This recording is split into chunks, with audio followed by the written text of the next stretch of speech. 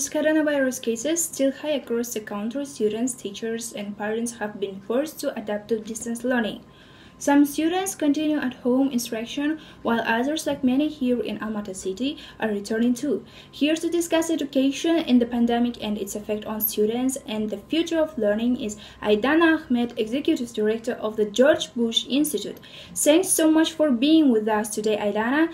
And I know you are a veteran of the Department of Education. You've said you are interested in what we are going to learn from this different ways students have been taught during this pandemic.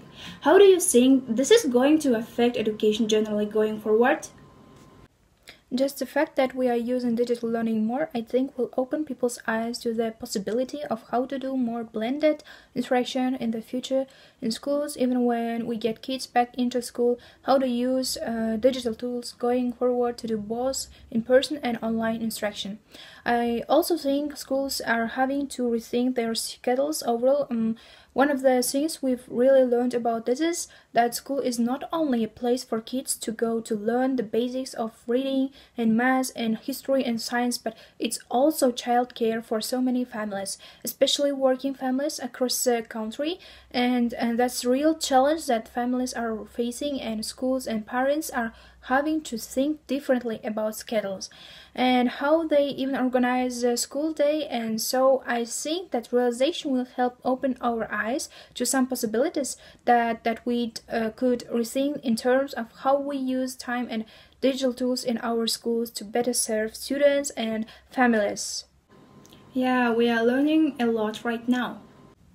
Well, we've already seen some preliminary studies this autumn that show that low-income kids, as we had suspected, are likely falling further behind, and we are going to have to do more work to close the gap. We also have recently seen some studies that show that high-income kids are actually doing even better than expected. So we really have this widening gap. It means that schools and teachers really have to be smart about understanding where kids are when they start the school year, and parents have to do as much as they can to be in touch with teachers and understand where their students are and what they can be doing at home to support their students and supplement instruction.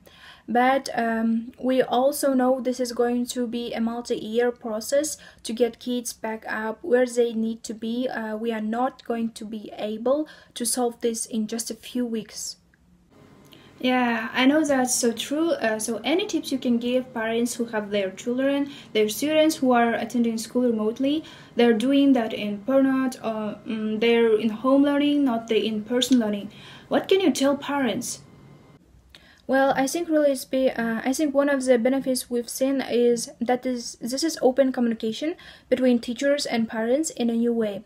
And so parents should be in touch with teachers, tell them what they are seeing at home, how are their kids doing, what are they struggling with, and likewise ask the teachers, what can I be doing to supplement and support my kids at home, and how can I be helpful to you, and really sort of do more to communicate with teachers and the principal to understand how we can get through this next few weeks and months.